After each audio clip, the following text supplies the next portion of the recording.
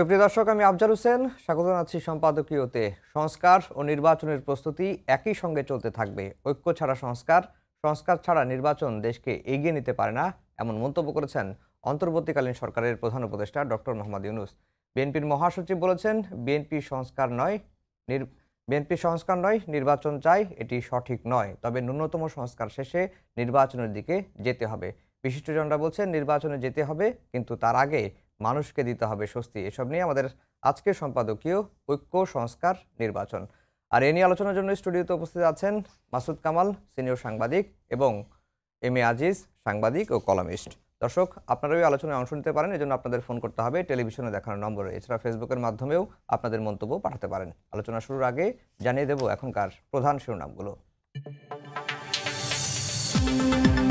প্রয়োজনীয় সংস্কার শেষে ভোট চায় বিএনপি জামাত। ক্ষমতা হস্তান্তরের প্রক্রিয়া নিয়ে ঐক্য চান তথ্য উপদেষ্টা। সংস্কারবিহীন ভোট হলে আগাবে না দেশ, বললেন ডক্টর ইউনূস। দণ্ডিত হলে শেখ হাসিনা সহ আওয়ামী লীগ নেতারা অংশ নিতে পারবেন না জাতীয় নির্বাচনে, বললেন অ্যাটর্নি জেনারেল। মামলা নিষ্পত্তি হওয়ায় খালেদা জিয়ার ভোটে অংশ নিতে বাধা নেই। সচিবালয়ে অগ্নিকাণ্ডের কারণ জানতে তদন্ত শুরু। কমিটির সদস্য ও গোয়েন্দাদের আলামত সংগ্রহ। দুর্ঘটনা নাকি নাশকতা বলা যাচ্ছে না এখনই, জানালো ফায়ার সার্ভিস। জাহাজে 7 খুনের বিচার সহ 4 দফা দাবিতে ধর্মঘটে শ্রমিকরা। পণ্যবাহী নৌযান চলাচল বন্ধ। দাবি পূরণ না হওয়া পর্যন্ত কর্মবিরতি চালিয়ে যাওয়ার ঘোষণা। এবং নতুন দর নির্ধারণে 2 সপ্তাহ পরও স্বাভাবিক হয়নি ভোজ্য তেলের সরবরাহ। 40 টাকা পর্যন্ত বেড়েছে মুরগির দাম। স্বস্তি ফেরেনি চালের বাজারে।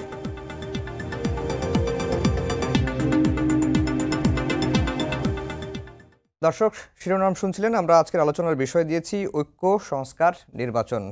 আজিজ ভাই, আপনাকে দিয়ে আলোচনা শুরু করি। যে ঐক্যের কথা বলা হচ্ছে এবং একই সঙ্গে বলা হচ্ছে যে দেশের সংস্কার প্রয়োজন এবং রাষ্ট্রের যে 16 বছরে যে হাল হয়েছে, আগাগোড়ায় সংস্কার দরকার। আবার নির্বাচনের দাবিও কিন্তু আছে, দ্রুত নির্বাচন করার এবং প্রয়োজনীয় সংস্কার শেষে নির্বাচনের দাবি রয়েছে। বিএনপি জামাতের তরফ থেকেও বলা হচ্ছে। এখন যেটা হচ্ছে যে সংস্কার এবং নির্বাচনকে কি প্রতিপক্ষ বানানো হচ্ছে কিনা? ধন্যবাদ আপনাকে। ঐক্য, সংস্কার, নির্বাচন তিনটেই হয়তো দরকার। তবে প্রশ্ন হচ্ছে, সংস্কার অন্তর্বর্তীকালীন সরকারের ম্যান্ডেট আছে কি? শাহাবুদ্দিনের সময় 21-22টা সংস্কার প্রস্তাবনা ছিল, পরবর্তী সংসদ তা পাশ করে নাই। এরশাদের সময়ও সংস্কার ছিল, যেমন 3 জোটের রূপরেখা ছিল, হাইকোর্ট বেঞ্চ বিভাগীয় সদরে টাচ করছিল, এগুলো কিন্তু অনুমোদন হয় নাই। দ্বিতীয়ত 111-এর সময় প্রায় 121-22টা সংস্কার প্রস্তাব ছিল এবং ওই সময় তো সংস্কার অনেক আলোচনা হয়েছে। বিশেষ করে বড় দলগুলোর অনেক নেতা কিন্তু তাতে কিন্তু বাদ পড়ে গেছে, বিতর্কিত বানানো হয়েছে।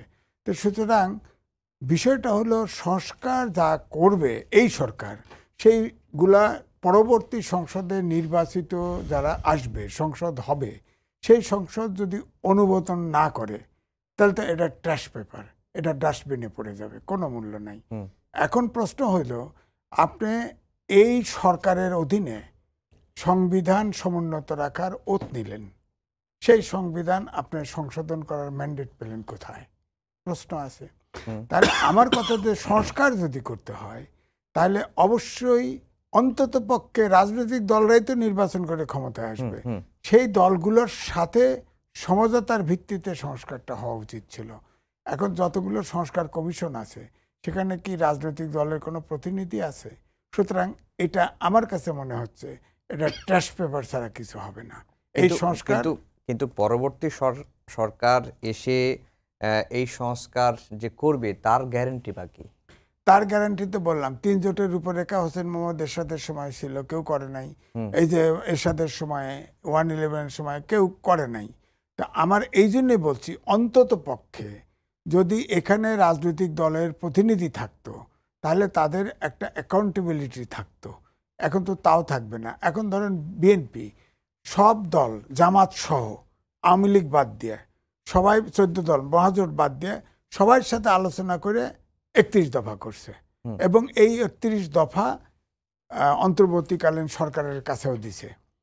যদি ওইটাই বেসিস ধরে আলোচনা শুরু করত তাহলে কিন্তু একটা গতি পাওয়া যেত, একটা কিনারা পাওয়া যেত। ওটার ভিতরে যোগ করেন বিয়োগ করেন করতে পারতেন, তাহলে অন্তত পক্ষে ওখানে যদি কেউ বিরোধিতাও করতো তাহলে অন্তত বলতে পারতেন যে বিএনপি এটা দিছে, আপনারা নাকি সবাই সম্মতি দিচ্ছেন, এই কথাটা তো বলা যেত। এখন ধরেন উদাহরণ দেই, এরপরে যেটা হবে, রিপোর্ট যদি সাবমিটও হয়, ডিসেম্বরে দেওয়ার কথা ছিল, এটা হচ্ছে না, দেরি হবে। ডিসেম্বরে ধরেন জানুয়ারিতে দিল, দেওয়ার পরে এখন বলেন বিএনপি বলছে যে ওয়েস্টমিনস্টার সিস্টেম, অর্থাৎ যেরকম আছে ওরকম ভাবেই নির্বাচন। জামাত বলছে আনুপাতিক হারে নির্বাচন চাই। এখন আওয়ামী লীগ বাদ দিয়ে এই দুটোই বড় দল, ধরেন 2 জায়গা 2 দল স্টিক করলো, ঐক্যমত কিভাবে সংস্কার হবে বলেন? সংস্কার তো হবে না। তো তাহলে এটা হবে না। তাহলে প্রফেসর ইউনূস একবার বলেছিল যে সংস্কার যতটুকু চায় ততটুকু নিয়ে নির্বাচনে যাব।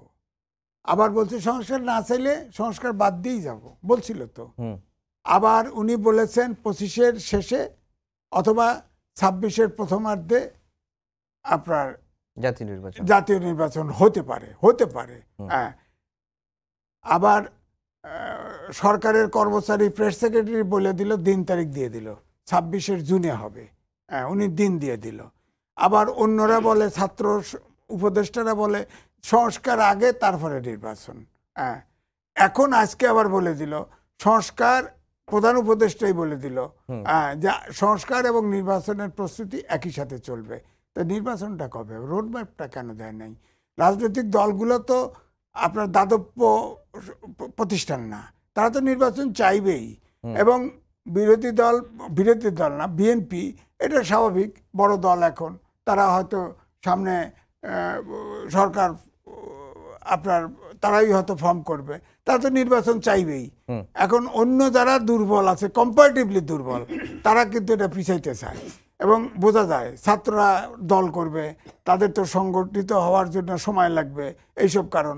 এখন তাহলে ছাত্ররা সংগঠন করবে, এটা তো জানা গেছে যে প্রধান উপদেষ্টা 1/11-এর সময় একটা রাজনৈতিক দল করার চেষ্টা করছে। আজকে তারা বলছেন যে তারা দল করবেন না, একটা রাজনৈতিক শক্তি হিসেবে থাকতে চান। এইভাবেই হবে, শক্তি হিসেবে থাকবে। শক্তি তো কেমোথেরাপি খাইতে খাইতে ঢাকা ইউনিভার্সিটির কয়েকটা হলের ভিতরে ঢুকছে। এখন তো অন্য জায়গার থেকে দাওয়া করার, দল করলে তো দাওয়া খায় কোথাও যাইতে পারবে না। আমি আরো উদাহরণ দিয়েছি, শোনেন। সবচাইতে ডেডিকেটেড এবং ট্রেন্ড কর্মীদের দিয়ে যুব সমাজের একটা দল, গ্রুপ নিয়ে জাসদ হয়েছিল, কিন্তু হঠকারিতার কারণে সেই জাসদ টেকে নাই। আর এটা তো স্কুলের ছাত্র থেকে শুরু করে ইউনিভার্সিটি অনেকে পাশ করে বেরোয় নাই। এত ছাত্রদের মিলে একটা সংগঠন করার চেষ্টা করছে। এক শ্রেণীর লোক দিয়ে এই দেশে কোনো রাজনীতি হয় না। এরা অলরেডি কিন্তু আগে যেমন দেখছে না, সারা ঢাকা শহরে পা ফেলানোর জায়গা নাই, ভাবছে যে ওইরকম আছে, অত নাই, এখন মুখে আসছে। এখন কিন্তু আওয়াজ মুখে চলে আসছে। ডাক দেন না, মাঝে মধ্যে ডাক দেন না, কয়জন হয়? এখন যদি পার্টি করে সর্বোচ্চ ভিপি নূরের পার্টি, এর উপরে আর হবে না। জি, আজিজ ভাই আপনার কাছে আবার আসবো। মাসুদ কামাল ভাই, সংস্কারও চলবে, নির্বাচনের প্রস্তুতি চলবে, সংস্কার কবে শেষ হবে আর নির্বাচন কবে হবে, ধারণা কি? ধারণাটা অনেক কিছু না, আমি কি ভাবি আপনি কি ভাবেন কিছু যায় আসে না। উনারা কি ভাবেন সেটা ইম্পর্টেন্ট। কারণ উনারা কারা? উনারা হলো যারা সরকারে আছেন, যারা রাজনৈতিক দলে আছেন, যারা নতুন দল করতে চান। কিছু ফাঁপানো বেলুন আছে, দেখতে বড় দেখা যায়, আসলে বড় না। তারা কি ভাবেন এগুলি অনেক কিছুর উপর নির্ভর করে। আবার কিছু কিং মেকার আছে আমাদের এখানে, কিছু মিডিয়া আছে, মিডিয়াগুলো কি ভাবে এগুলো কিন্তু অনেক কিছু এখানে একসঙ্গে কাজ করে। আমি আজকে এই যে অনুষ্ঠানটা নিয়ে আলোচনা হচ্ছিল আর কি, আজকে যেখানে প্রধান উপদেষ্টা বক্তব্য দিয়েছেন, উপদেষ্টাদের মধ্যে রিজওয়ানা হাসানকে দেখলাম, উনি বক্তব্য দিয়েছেন। আবার আলী রিয়াজ সাহেব বক্তব্য দিয়েছেন, যে ফোরাম ফর বাংলাদেশ স্টাডিজ একটা প্রতিষ্ঠান, ওই সংগঠনের। তো তাদের ওটা 2 দিন ব্যাপী অনুষ্ঠান, আগামীকালকে হবে। বিশাল আয়োজন, এত টাকা কোত্থেকে আসে আমি যাই না, বিশাল আয়োজন তারা করেছে। এই প্রতিষ্ঠানটা মূলত আমি চিনি, এই সংগঠনটা, এই সংগঠনের সঙ্গে শুরুর দিকে আমিও ছিলাম। এই সংগঠনটা বেসিক্যালি বিদেশ নির্ভর সংগঠন। আচ্ছা। এই সংগঠন যারা উদ্যোক্তা তারা প্রায় সবাই বিদেশ থাকেন। দেশের মধ্যে যা 2-1 জন ছিলেন তার মধ্যে আমিও ছিলাম শুরুর দিকে। পরে ধীরে ধীরে ওনারাই আমাকে আর ডাকেন না, আমিও যাই না, আর কি করা যাবে। মাঝে মাঝে ওয়েবিনার আমরা করতাম, হঠাৎ করে দেখি ওনারা বেশ পাওয়ারফুল হয়ে গেছেন। এর সঙ্গে আলী রিয়াজ সাহেব ছিলেন শুরুর থেকেই। তো যা হোক, তো ওনারা একটা আয়োজনটা করেছেন। দেখেন এখানে কতগুলি কথা বিভিন্ন পত্রিকায় দেখলাম যে বলা হয়েছে একটা, শিরোনাম করছে আর একটা। আমি কিছু আপনাকে এক্সাম্পল দিই, তাহলে বুঝবেন আপনি যে মতলবটা কোথায়। যেমন ধরেন আমি প্রধান উপদেষ্টা উনি কি বলছেন, প্রধান উপদেষ্টা বলেছেন যে ঐক্যবিহীন সংস্কার কিংবা সংস্কারবিহীন ঐক্য বাংলাদেশকে এগিয়ে নিতে পারবে না। এগুলো ডক্টর ইউনূসের বক্তব্য।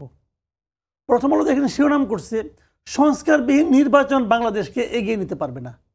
ঐক্যবিহীন সংস্কার কই গেল? আচ্ছা, বিষয়টা খেয়াল করেন আপনি।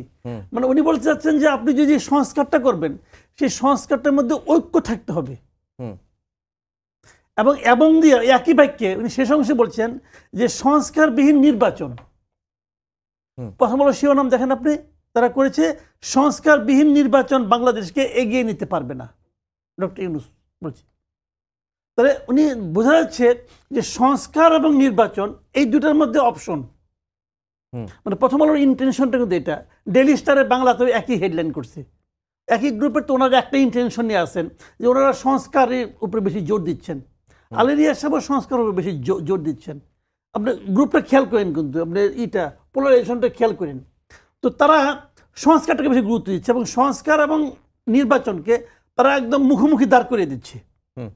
যে জিনিসটা নাকি আলোচনাটা উঠছে এবং আমরাও কিন্তু বিভ্রান্ত হচ্ছি। আপনি কিন্তু বললেন যে সংস্কার নাকি নির্বাচন, আর তার আগে যে ডক্টর ইউনূস বলল যে সংস্কারের মধ্যে ঐক্য থাকতে হবে, এইটা তো কেউ বলে না। আচ্ছা, সংস্কারের মধ্যে ঐক্য থাকবে? আসলে এবার আলাপ করি।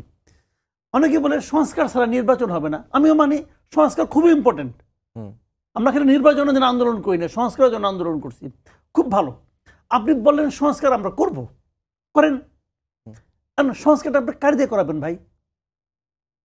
আপনি যে সংস্কারটা করাবেন, আমি আপনাকে বললাম যে আমি আপনাকে 10 জনের খাবার রান্না করে দিব বললে, আমি বললাম আপনি আমাকে সব জানেন, আমি রান্না করে দিচ্ছি। আপনি ওনাকে জিজ্ঞাসা করলেন যে মাসুদ কামাল যে বলছে 10 জনের খাবার রান্না করে দেব, ওর কি কোনো এক্সপিরিয়েন্স আছে? উনি বলবে হ্যাঁ আমি একদিন দেখছি ও চা বানাইতে পারে। আচ্ছা, তা আমি চা বানাইতে পারি, এই এক্সপিরিয়েন্স নিয়ে আমি 10 জন লোকের খাবার রান্না করে দেবো, বিরিয়ানি অথবা কাচ্চি বাহিনী রান্না করে দেবো।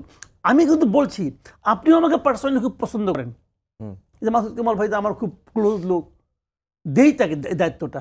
এই দায়িত্ব পালন করলে সে জয়েন্ট সেক্রেটারি বেতন পাবে, গাড়িটারি পাবে, ভালোই তো, খারাপ কি? তার কিছু ইনকাম হোক, আমার কামটা হোক। কি হবে ভাই? আলটিমেটলি ওই 10 জন লোক আপনারও পিটাবো, আমারও পিটাবো, কাজ কিন্তু কিছু হবে না। তো যাদেরকে আপনি নিয়োগ করেছেন সংস্কারের জন্য, তারা কি ক্যাপাবেল? আপনি বলবেন হ্যাঁ ক্যাপাবেল। কেমনি ক্যাপাবেল? আপনি আমাকে প্রমাণ করেন, আপনি আমাকে প্রমাণ করে দেন এই লোকগুলি যে যোগ্য লোক। কেমনে? এরা কিভাবে নিয়োগ পাইছে ভাই? এরা নিয়োগ পাইছে হলো আজিজ ভাই। আজিজ ভাই আমার একটা কমিটি করতে হবে, বলুন তো কারে কারে নেওয়া যায়। তো আজিজ ভাই কি করবেন? উনি যাদেরকে চেনেন অমুক অমুক চিনি নিয়ে নেন। আপনি মনে করেন একটা টিভি করবেন, আপনি আমাকে বললেন ভাই আমি একটা টিভি করবো, কারে কারে নেওয়া যায়। তা আমার একটু টিভির এক্সপিরিয়েন্স আছে, আমি বললাম তা আমার সঙ্গে কাদের কথা বলবো? যারা আমার সঙ্গে কাজ করছে তাদের কথা বলবো, এর বাইরে কিন্তু আমরা জানি না কাউকে। এখানেও একই অবস্থা হয়েছে। উনি যাদেরকে চিনেন, ওনারা যাদেরকে চিনেন তাদেরকে নিয়ে আমরা আর মামুরা এটা বানিয়ে ফেলেছি। এই সংস্কার যে কাজ করতে পারবে কিভাবে প্রমাণ করছেন আপনি? কেমন লোকে নেওয়া হয়েছে উদাহরণ তো পাইছি একটা, ওই যে আপনার কি বলে আপনার এই যে জনপ্রশাসনের সংস্কারে এক বিখ্যাত জ্ঞানী লোক গেছিল, এক সক্রেটিস, বলে নাই যে লেখাপড়া করে আসেন। ওর লেখাপড়া কিন্তু শেষ হয় নাই, ও লেখাপড়া করার জন্য সাংবাদিক যাবো নতুন স্কুলে পাঠাইতেছে। তো এরাই তো সংস্কার কমিশনে ছিল, এরাই তো ছিল, ছোড়ার বোড়ারা ছিল তো ভাই। তো আলটিমেটলি হচ্ছেটা কি? এই সংস্কারের সঙ্গে জাতীয় ঐকমত্য কি হবে? মির্জা ফখরুল ইসলাম আলমগীর সুন্দর করে বুঝাই দিছে। মির্জা ফখরুল ইসলাম আলমগীর ছিল না এখানে, উনি এখানে চমৎকার করে বলছে যে আলী রিয়াজ সাহেব যে বললেন যে ওনার এখানে 1 লাখের উপরে প্রস্তাব আসছে, 1 লাখ। একটা সংস্কার কমিশন, কোনটা? সংবিধান সংস্কার কমিশনে। সংবিধান সংস্কার কমিশনে 1 লাখের উপরে প্রস্তাব আসছে।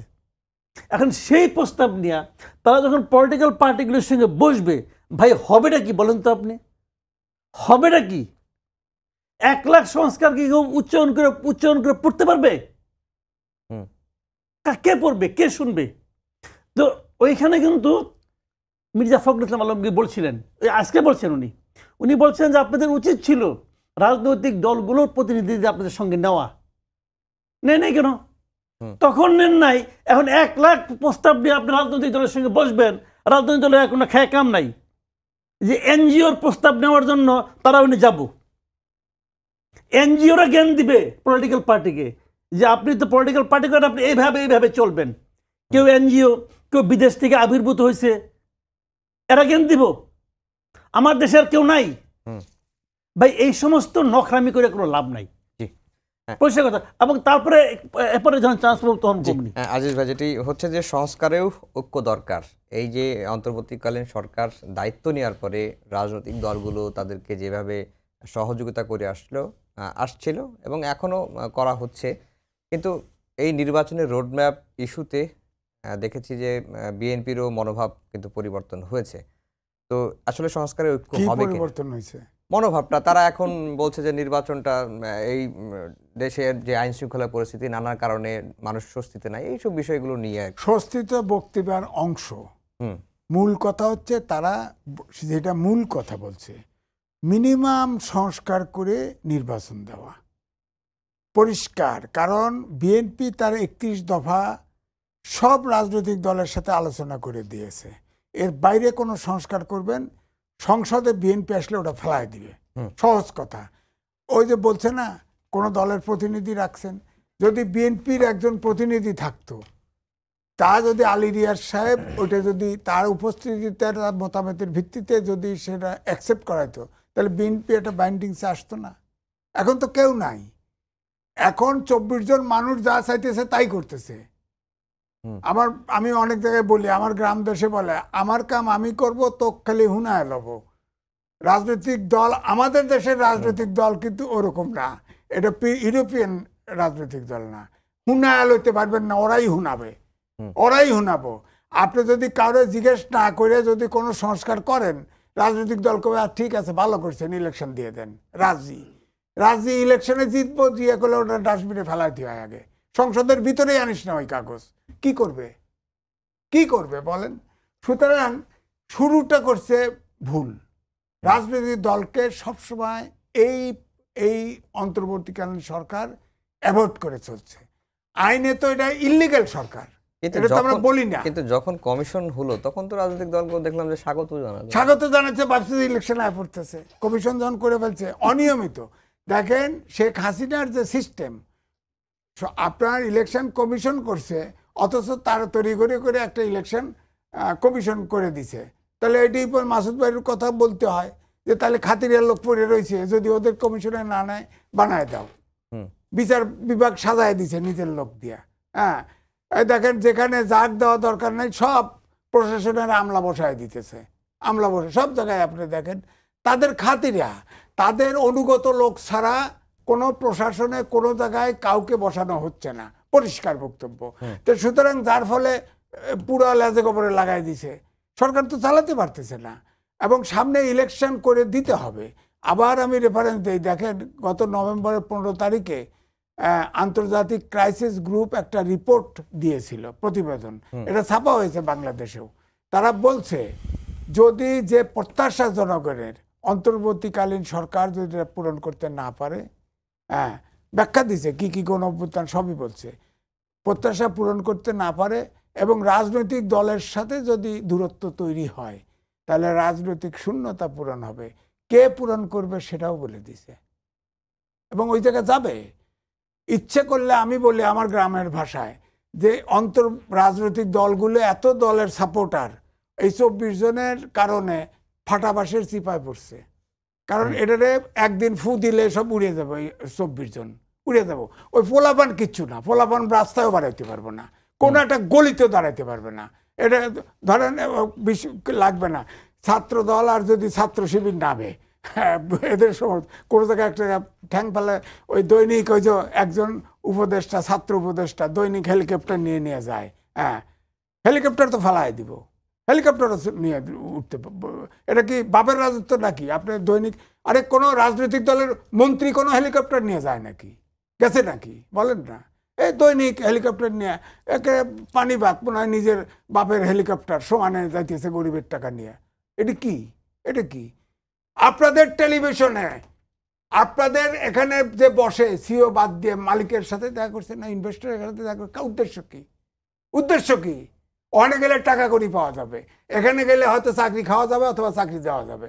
এখানেই তো চাকরি যদি দিতে আসে এখানে তো আসা উচিত ছিল, ওই ইনভেস্টরের কাছে কেন গেছে? আজিজ ভাই, এটা অন্য প্রসঙ্গ। এটা তো অন্য প্রসঙ্গ না, এটা জানাজানি হয়ে গেছে, গোপন রয়েছে না। এটা বৈষম্য বিরোধী একজন নেতা আইছে, নাম কইতেছি না, কিন্তু কয়ে দিলে তো বুঝতেই পারছেন আমি ধরে হালাইছি। এগুলো উচিত না, সরকার চালাতে উচিত না।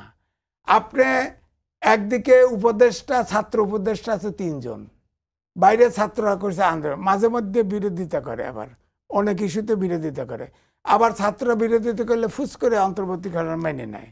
হ্যাঁ, অন্তর্বর্তী সালে উপদেষ্টা এক একজন এক এক কথা বলে। ছাত্ররা বিরোধিতা করলে মানবে না কেন?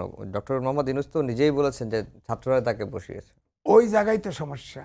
ওই দিন যে কথা বলছে সাথে সাথে রাজনৈতিক দলকে নেগেটিভ, তাদের কোনো কোঅপারেশন আন্দোলনে ছিল না, কোনো যোগদান ছিল না। আরে 22-17 বছর সংগ্রাম করে একটা পরিস্থিতি উত্তপ্ত করছে, তাওয়া গরম করছে। ওখানে ছাত্ররা এসছে, ছাত্রদের সামনে তাদের পিছন থেকে হেল্প করছে। কারণ বিরোধী দলগুলি মারে, গুম করে, খুন করে। সারা জীবন তো বহু লোক, 700 লোক গুন্নি হয়ে গেছে বিএনপির, 50 লাখ লোক কেসেই ঢুকে গেছে। তারা হয়তো আত্মরক্ষার্থে পিছন থেকে দেখেন ওই যে কি কি ওই ছোট ছোট পার্টি কিছু শব্দ ইউজ করে, ওইসব শব্দ কিন্তু ছাত্ররা ব্যবহার করে সমানে। অর্থাৎ এখানে রাজনৈতিক দলগুলো ব্যবস্থাপনা অমক সমক এইগুলো ব্যবহার করে শব্দ, এগুলো কিন্তু রাজনৈতিক দল থেকে পাওয়া।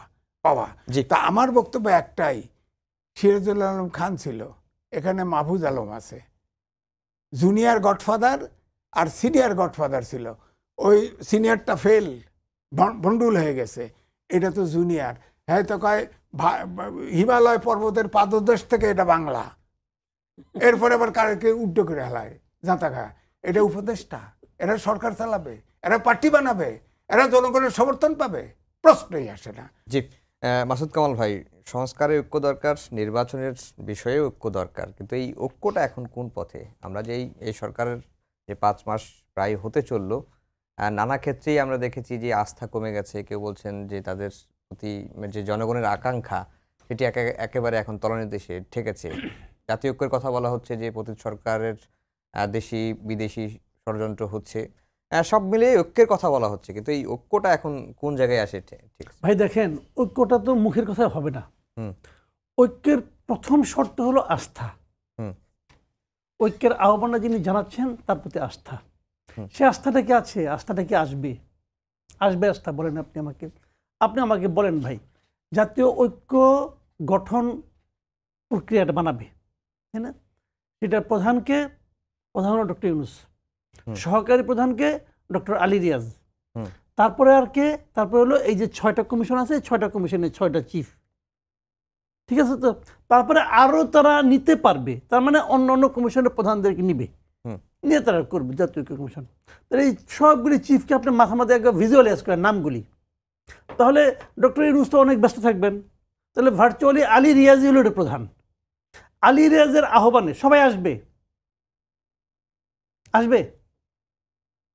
আলী রিয়াজ কে ভাই? আলী রিয়াজকে কয়জন লোক রাস্তাঘাটে দেখছে?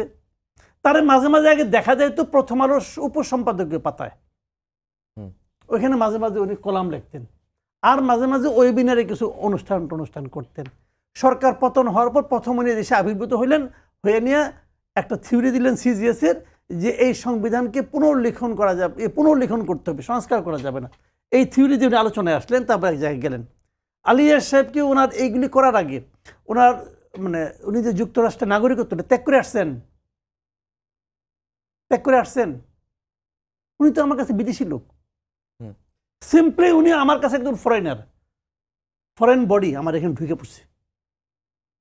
উনি তো যুক্তরাষ্ট্রের নাগরিকত্ব নেওয়ার সময় ওথ করেছেন, যে ওথ নিয়েছেন যে আমি যুক্তরাষ্ট্রের স্বার্থ সমুন্নত রাখবো, করেন নাই?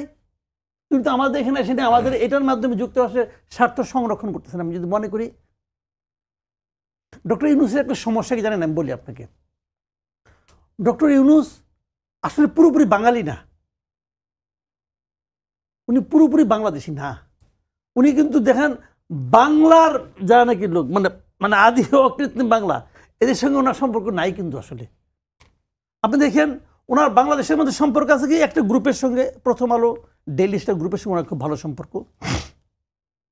আর সম্পর্ক হলো মানে ইংরেজি সাংবাদিকতা যারা করেছেন ওদের সঙ্গে ওনার সম্পর্ক ভালো। আর কারোর সঙ্গে কোনো সম্পর্ক নেই বাংলাদেশের মানুষের সঙ্গে। উনি আপনি হিসাব করে দেখেন তো বছরে কতদিন দেশে থাকেন, কতদিন বিদেশ থাকেন, উনি চেনেন এইটাই ওনার পৃথিবী। এখন উনি আমেরিকা থেকে আসছেন, উনি তো বিরাট জ্ঞানী পাইছেন, একটা গণমাধ্যম সংস্কার করবে কামাল আহমেদ। কেন? উনি ব্রিটেন থাকেন। বাংলাদেশে গার্ডিয়ান বাই করবেন উনি গণমাধ্যম সংস্কার করবেন। বাংলাদেশের সাংবাদিকদের কষ্ট, দুঃখ, বেদনা, পেইন এগুলি উনি ফিল করতে পারবেনই না ফিল করতে। জীবনে কোনদিন বেতন ছাড়া চাকরি করছেন? বাংলাদেশে অবসর এলাকায় জানতো সাংবাদিকদের 2000-3000 টাকা বেতন পায় অনেক সাংবাদিকরা। এগুলো কি করে বুঝবেন? তো এই সমস্ত লোক নিয়ে ওনারা বসছেন এখানে, উপদেষ্টা পরিষদ করছেন।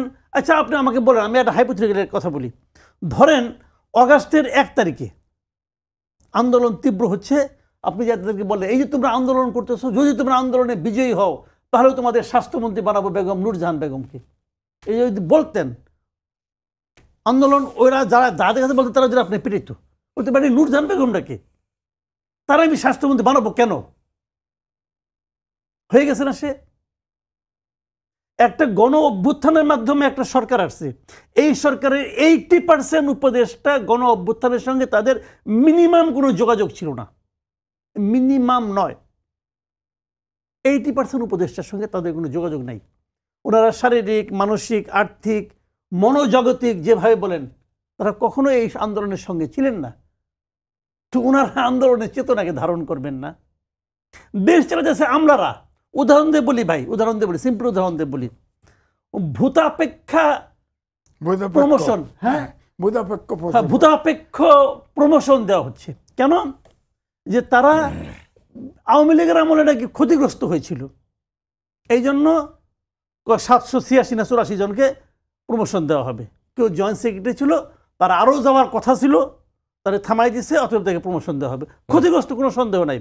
এ বাবদ এককালীন যাবে 42 কোটি টাকা এককালীন, তারপরে প্রতি বছর যাবে 13 কোটি টাকা করে, যতদিন তারা বাঁচবে এটা যাইতে থাকবে। বুঝেন ব্যাপারটা আপনি? এককালীন 42 কোটি, পরে প্রতি বছর 13 কোটি। এই যে যারা আহত হয়েছে রে ভাই, চোখের চিকিৎসা করতে পারতেছে না, এদের জন্য কয় কোটি টাকা লাগে? 5 লাখ টাকা করে দিবেন জুলাই ফাউন্ডেশন না কিসের মাধ্যমে 5 লাখ টাকা করে দিয়ে শেষ করতে পারছেন? কয় টাকা লাগতো? এই সবগুলি ভূতাপেক্ষার যেগুলো আছে সবগুলি যোগ করলে ওই একজনই যা চোখ নষ্ট হয়েছে তার সমান ত্যাগ এদের আছে। এদের কি ত্যাগ ছিল এই আন্দোলনের সঙ্গে আমার বুঝান। এই আন্দোলন এদের কি ত্যাগ ছিল? কোনো ত্যাগ ছিল না। এরা নিজেরা নিয়ে নিচ্ছে। মহার্ঘ ভাতা দেওয়া হবে সরকারি কর্মচারীদের, মহার্ঘ ভাতা। ওদের কি ত্যাগ ছিল বুঝান তো আপনি আমাকে ভাই। এইগুলি হলো এরা চালাচ্ছে দেশ, এটা কিন্তু কেউ কোনো প্রশ্ন করবে না। মহার্ঘ ভাতা চাইতেও শুনি নাই, কেউ কোনো প্রশ্ন করবে না, কিন্তু এরা দিবে। কেন দিবে? দেশ এরা চালায়। দেশ যে এরা চালাচ্ছে, আমার এই বৃদ্ধ উপদেষ্টারা বুঝতেও পারতেছে না যে কেমন করে দেশ ওরা চালাইতেছে, বুঝতেও পারে না। তো দেশ এইভাবে চলছে। এরা এইটা করবে, সেটা করবে, হ্যান করবে, ত্যান করবে। মানুষ এই সরকারকে ভালোবাসে কেন জানেন? মানুষ ভয় পায় যে ভাই আগে কোথায় ছিলাম আমরা, সেখান থেকে তো পাচ্ছি। এই বাঁচার আনন্দে, এই ভালোবাসাতে ভাবে এরা কিছু একটা করুক অন্তত পক্ষে। কিন্তু এই যে ভালোবাসা মানুষের, এই ভালোবাসা ধারণ করার ক্ষমতা এদের নাই, জাস্ট নাই। আমাদের এখানে ভাই গণতন্ত্র বলেন, সংস্কার বলেন, আমদানিকৃত গণতন্ত্র সংস্কারের কোনো দরকার নাই। বাইরের থেকে আসলে আপনি আমাকে শিখাবেন? হবে না। বাইরের থেকে আসা জ্ঞান চাই না আমরা, আমাদের এখানে বহুত জ্ঞানী লোক আছে। জি, আজিজ ভাই, এই যে আমলাদের কথা যেহেতু উঠলো, এই যে সচিবালয়ে আগুনের ঘটনার পরে আমলাদের নিয়ে যেটি মাসুদ কামাল ভাই বললেন যে আমলারা দেশ চালাচ্ছে এবং এই জুলাই আগস্টের গণ অভ্যুত্থানের সবচেয়ে বেশি সুবিধাভোগী কিন্তু আমলারা, এবং এইও বলা হচ্ছে যে ফ্যাসিস্ট সরকারের আমলারা এখনও সক্রিয় এবং তারাই সরকারকে বেকায়দা করার চেষ্টা করছে বা ষড়যন্ত্র করছে। আপনার কাছে কি মনে হয়? আমি এর আগেও বলেছি, আবার বলি, বণিক বার্তা তো একটা ক্রেডিবল পত্রিকা। তারা একটা অনুসন্ধানে রিপোর্ট করেছিল। তারা বলেছে প্রশাসন ক্যাডারের 95% হচ্ছে ফেসিবাদের দোষর, এবং এরা ভোট রিগিং করছে, এরা খুনের পৃষ্ঠপোষকতা করছে, সব কিছু করছে। অথচ যখন ডিসি পদায়ন করছে প্রশাসন ক্যাডারের লোক। বলেন, আপনি প্রশাসন নিরপেক্ষ নির্বাচন করবেন, আপনি ফেসিবাদের দোসরদেরকে ডিসি বানায় দিয়েছেন, ওরাই তো রিটার্নিং অফিসার হবে নাকি? তা এর বাইরে প্রশাসন ক্যাডারের বাইরে, আপনি তো রিপোর্টার, 25টা ক্যাডার বাইরে আছে। রকেট সায়েন্স তো পড়তে হয় না ডিসি হইতে। ওরা প্রশাসন ক্যাডারের চাইতে শিক্ষিত বেশি। ওরা সবাই MA পাস লাগে, MSc পাস লাগে। আর প্রশাসন ক্যাডারে ডিগ্রি হলেই অ্যাপ্লাই করা যায়। আপনি ওখান থেকে নিতেন, 50% নিতেন, 60% নিতেন, নিয়ে প্রশাসন ক্যাডার থেকেও ওই যে 5% আছে ওটা বাইসে বার করতেন, করে আপনি 7 দিনের ওরিয়েন্টেশন দিয়ে ডিসি বানায় দিতেন। সমস্যা কি ছিল? আপনি ছিল না তো। এখন প্রশাসন ক্যাডার যার যার জায়গায় বসে আছে, তারা এখন খেলা করতেছে। এই যে অনেকেই মনে করে যে আগুন যে লাগলো সেক্রেটারিয়েটে, এই দেশ স্বাধীন হওয়ার পরে কোনদিন সেক্রেটারিয়েটে আগুন লাগছে? আগুন লাগে, শর্ট সার্কিট হলে এক জায়গায় লাগবে, এটা স্প্রেড করবে। হ্যাঁ, 2 সাইডে আগুন লাগে। কেমনে লাগে? কুকুর মরে থাকে 6 তলার উপরে, কেমনে লাগে? ওখানে গার্ড ছিল, সব ছিল, কেমনে সম্ভব? এই জন্য সন্দেহ হয়, সন্দেহ করে। কারণ বিপ্লবের পরে তো বিপ্লব থাকে। হ্যাঁ, এখন বেছে বেছে আপনার উপদেষ্টা, ছাত্র উপদেষ্টার জায়গা ফুরিয়ে গেল, এটা আর একটা সন্দেহ। আর পাইল না, ওখানে যা ফুরিয়ে গেল, LGID পড়ে, তথ্য পড়ে, অমুক পড়ে, এগুলি পড়ে। হ্যাঁ, এবং 6 তলায় আগুন লাগে, 8 তলা পর্যন্ত লাগে। 8 তলা বিল্ডিং, 8 তলা পর্যন্ত, 6 থেকে 8। আর শর্ট সার্কিট নিচে হইতে পারলো না। আর আগুন লাগলো এক প্রান্তে, আবার অন্য প্রান্তে গেল, কেমনে গেল? একবারে শর্ট সার্কিট সব জায়গায় হয়? হ্যাঁ, হলেও হইতে পারে, জানি না। সন্দেহটা এইভাবে তৈরি হয়, কারণ ফেসিবাদের দোষর সব জায়গা বসায় রাখছে এই সরকার, বসায় রাখছে। পুলিশ ওই যাত্রাবাড়িতে একটা ওই মেডিকেল হসপিটাল রেড করছে না, দিন ধার্য করে ঘোষণা দিয়ে না, 15টা কলেজের ছাত্ররা যা ওখানে অ্যাটাক করছে, পুলিশ 3 ঘন্টা পরে গেছে। অনেকে দোষ করে পুলিশ যায় নাই, পরে র্যাব গেছে, আর্মি গেছে, পুলিশ কেন যাবে? তারা তো ট্রমাটাইজ। আপনি পুলিশ যদি ওখানে কি করবে? দমন করতে টিয়ার গ্যাস মারবে, সাউন্ড গ্রেনেড মারবে, লাঠি চার্জ করবে, ফাঁকা গুলি মারবে ইত্যাদি। তো তখন করে এই ফেসিবাদের গ্রুপ আইছে, জেলে ঢুকা। ওরা কেমনে করবে? ওদের তো ট্রমার থেকে বের করেন নাই তো। আপনি এতদিন গেল, আপনি পুলিশের এ পর্যন্ত কয়জন গুলি চালাইলো, কয়জন ছাত্র জনতাকে হত্যা করলো, কয়জন লুট করলো, আপনি বার করতে পারেন নাই তো, এখনো পারেন নাই।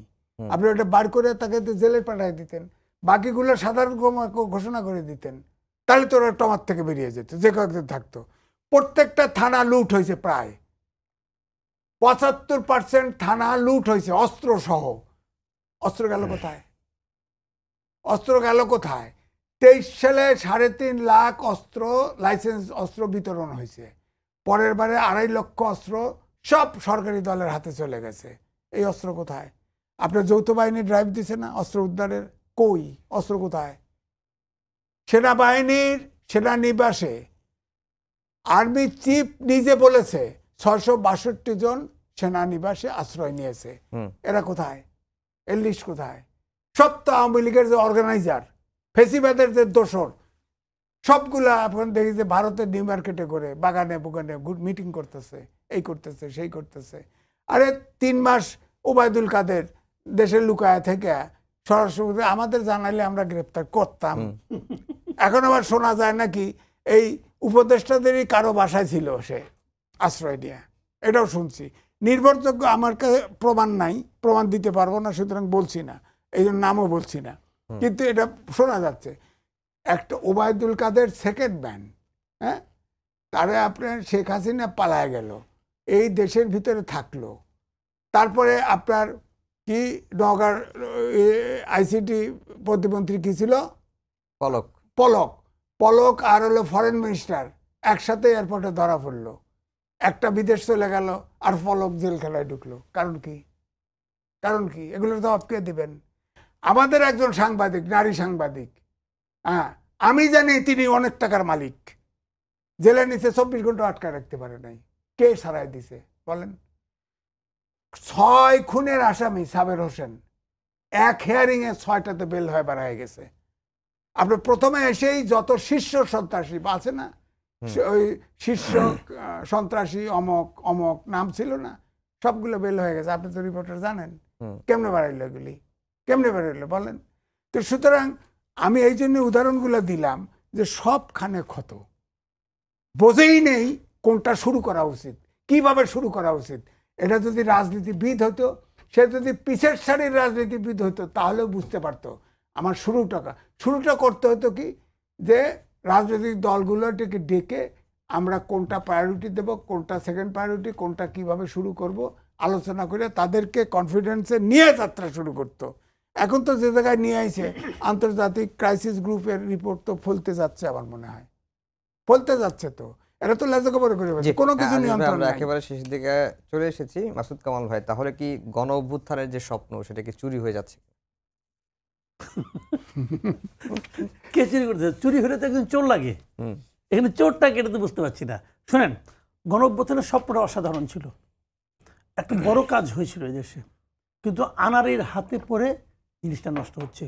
এবং এর দায় আমি শতকরা 100% দেব ডক্টর মোহাম্মদ ইউনূসকে। ডক্টর ইউনূস লোক ভালো, ডক্টর ইউনূস মেধাবী, ডক্টর ইউনূসের আন্তর্জাতিক লিয়াজও খুবই স্ট্রং, সব ভালো, কিন্তু উনি সংগঠক হিসেবে জিরোর পাওয়ার কাছাকাছি, ওনার মার্কিং জিরোর কাছাকাছি থাকবে। কারণ উনি এমন এমন বিদঘুটে লোক কায়রে নিয়ে ওনার উপদেষ্টা পরিষদে ঢুকাইছেন যারা কোনোই কাজের না। এবং এটা আমি প্রথম দিনই বলেছি যে এই টিম নিয়ে আপনি পিকনিকও করতে পারবেন না ঠিকঠাক মতো, দেশ চালানো তো দূরের কথা। প্রথম দিন থেকেই বলছি, এবং বলার ফলে আমি অনেক সমালোচিত হয়েছি, কিন্তু এই লোকগুলো তো আমি চিনি। আমাকে অনেক বলছে ভাই দেখেন না কি করে, ওই দেখতে দেখতে এই পর্যন্ত। এই লোকগুলো তো আমি চিনি, এরা তো নড়তেই পারবে না, হবে না। এবং উনি ভুল করেছেন, উনি কাউকে জিজ্ঞাসা করেন, উনি দেশকে চিনেন না তো ভাই, এই দেশের অধিকাংশ মানুষকে উনি চিনেন না, এই দেশের মানুষের পালস উনি বুঝেন না। উনি বুঝেন ক্লিন্টনের পালস, উনি হিলারি ক্লিন্টনের পালস বুঝতে পারেন, কিন্তু উনি আমাদের পালস বুঝেন না, আমাদের পাবলিকের পালস বুঝেন না। এই জন্য কি দরকার উনি জানেন না। বাণিজ্য দেখেন, আমি একটা উদাহরণ দিয়ে বলি ভাই, মানুষের ডেইলি প্রবলেম কি? বাজার দর, ডেইলি প্রবলেম, এটা প্রতিদিনের প্রবলেম। এই প্রবলেম উনি সলভ করার জন্য প্রথমে সালাউদ্দিন সাহেবকে আনছিলেন। সালাউদ্দিন সাহেব ভালো অর্থনীতিবিদ, উনি ওটা ভালোও করতেছেন, ওনাকে এখানে দিয়ে কী কারণে দিলেন এই কাজটা? তারপরে ওনাকে সরে আনলেন করে, সে নাকি সুপার স্মার্ট একজন ব্যক্তি, শেখ বশিরউদ্দিন। ওনার মতো স্মার্ট নাকি আর নাই ব্যবসায়ী জগতে।